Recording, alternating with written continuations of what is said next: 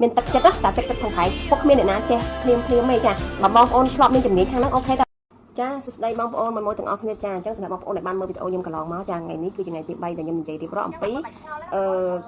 រឿងដំណើរនៃការបង្កើតអាជីវកម្មរបស់ខ្ញុំបន្តទៀតចាហើយថ្ងៃទី1បងប្អូនបានមើលឃើញហើយគឺកត្តាជំរុញទឹកចិត្តឲ្យខ្ញុំចេញធ្វើអាជីវកម្មឬថាចេញរកស៊ីមុខរបរអនឡាញលក់អាវក្មេងហ្នឹងហើយថ្ងៃទី2គឺនិយាយអំពីភាពភ័យខ្លាចនឹងការរំភើបចឹងទៅហើយដល់ពេលថ្ងៃទី3នេះគឺខ្ញុំនឹងនិយាយពី topic មួយទៀតគឺតកតងនឹងការសារភាពកំហុសមានថាកំហុសដែលខ្ញុំបានការបង្កើតឡើងនៅក្នុងអាជីវកម្មមួយនេះចាអញ្ចឹងមកបងដឹងស្រាប់ទេថាដល់ពេលដែលយើងចាប់ផ្ដើមរកស៊ីមុខរបរដែលយើងអត់មានបទពិសោធន៍ដែលយើងអត់មានជំនាញខាងផ្នែកហ្នឹងសោះចាប្រកបទេប្រកបជាកើតមានកំហុសជាច្រើនចាហើយសុទ្ធថាកំហុសហ្នឹងធ្វើឲ្យខ្ញុំបោះបង់អត់ចាអត់ទេកំហុសទាំងអស់ហ្នឹងឯងធ្វើឲ្យខ្ញុំចាត់ទុកដូចជាមេរៀនចាត់ទុកជាគ្រូដែលធ្វើឲ្យខ្ញុំឈរជើងកង្រឹងមាំនៅក្នុងវិស័យមួយនេះហើយធ្វើឲ្យអាជីវកម្មរបស់ខ្ញុំរីកចម្រើនមួយថ្ងៃទៀតចាបងប្អូនមកមើលទាំងអស់គ្នាថាតើកំហុសហ្នឹងគឺជាកំហុសអីចាអញ្ចឹងនៅពេលដែលខ្ញុំចាប់ដើមមុខរបរហ្នឹងហើយចាកំហុសដែលខ្ញុំបានកើតឡើងគឺទី1យើងដាក់ធម្មតាយើងអត់ចេះហងលក់ផងណាយើងដាក់កំហុសឲ្យភ្ញៀវចាឧទាហរណ៍ភ្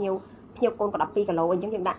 ់ភ្ញៀវខ្លះចាយើងភ្ញៀវខ្លះយើងដាក់ឲ្យតូចពេកភ្ញៀវខ្លះដាក់ធំពេកអញ្ចឹងណាអញ្ចឹងភ្ញៀវស្ដីឲ្យទៅបើសិនជាថាបើយើងដាក់ធំឲ្យកូនគាត់ទៅបើថាប៉ះភ្ញៀវគាត់ស្រួលគាត់អូខេគាត់អីទៅគាត់ຕົកអីវ៉ាន់ហ្នឹងបានគាត់ຕົកមួយខែពីរខែក្រោយកូនគាត់ឡើងគីឡូពាក់បានតែបើសិនយើងខ្ញុំដាក់អីវ៉ាន់ដាក់កៅអៅឬដាក់ខោនោះទូចពេកគឺគាត់ដូរហើយយើងខ្ញុំត្រូវខាតពេកភ្ញៀវស្ដីឲ្យត្រូវតាក់ទងមួយក្រុមហ៊ុនដាក់គ្រឿងវ៉ាន់ថ្មីថតឲ្យគាត់រឿងថ្មីចាអញ្ចឹងបើសិនវាញ៉ៃអញ្ចឹងមួយចាអញ្ចឹងវាខាតតែពេលវេលាខាតទាំងលុយហើយមានអារម្មណ៍ថាវាធ្ងន់ខ្លួនដែរអញ្ចឹងចាហើយទី2ទៀតកំហុសមួយទៀតគឺដាក់អីវ៉ាន់ប្រឡាក់ឬក៏ដាច់អីឲ្យភ្ញៀវអញ្ចឹងសុទ្ធថាខ្ញុំបានផលិតការខ្ញុំផលិតប៉ុន្តែបងប្អូនទាំងអីវ៉ាន់រោងចក្រយើងផលិតអត់ដល់ទេអញ្ចឹងមានប្រឡាក់ខ្លះក្នុងការប្រឡាក់យើងមើលដៃយើងអីទៅប្រឡាក់ជាយឃ្លៀកក៏មានប្រឡាក់ហើយមានដាច់ទៀតចាអញ្ចឹងដល់ពេលដែលយើងភ្ញៀវបានអីវ៉ាន់ដែរប្រឡាក់ហើយនឹងដាច់ហ្នឹងមិនស្រួលមួយភ្ញៀវស្ដីឲ្យជួនកាលភ្ញៀវខ្លះក៏ខឹងគាត់ស្ដីឲ្យយើងថាយើងធ្វើការប្រហែលអញ្ចឹងទៅចាអញ្ចឹងយើងត្រូវទីជួនកាលយើងសុំទោសភ្ញៀវហើ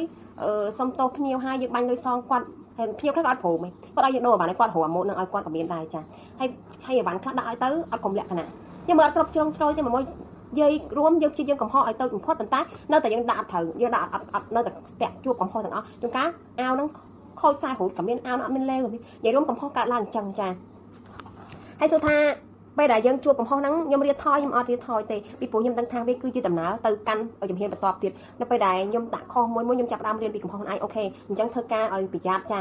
ឲ្យប្រយ័ត្នឲ្យច្បាស់លាស់មួយហើយអ្វីដែលខ្ញុំរៀនបានពីមេរៀនខុសហ្នឹងខ្ញុំកាន់តែដឹងពីអត្តចរិតរបស់ភ្ញៀវមួយចាភ្ញៀវរបៀបមិនគាត់ត្រូវការរបៀបមិនភ្ញៀវចរិតបែបនេះគាត់ត្រូវដោះស្រាយគាត់របៀបនេះភ្ញៀវខ្លះដូចថាយើងដាក់ខុសគាត់ឬក៏ដាក់ធំឬតូចយើងគ្រាន់តែយើងបាញ់លុយឲ្យគាត់ទៅអូខេមានថាយើងឲ្យអីវ៉ាន់ហ្នឹងគាត់ប្រើព្រីគាត់អូខេប៉ុន្តែភ្ញៀវខ្លះគាត់អត់ចង់បានរបស់ហ្វ្រីទេគឺគាត់ត្រូវការអីវ៉ាន់គាត់ចង់បានមិនគាត់ជិះឲ្យយើងដូរអញ្ចឹងទៅចាសួរថ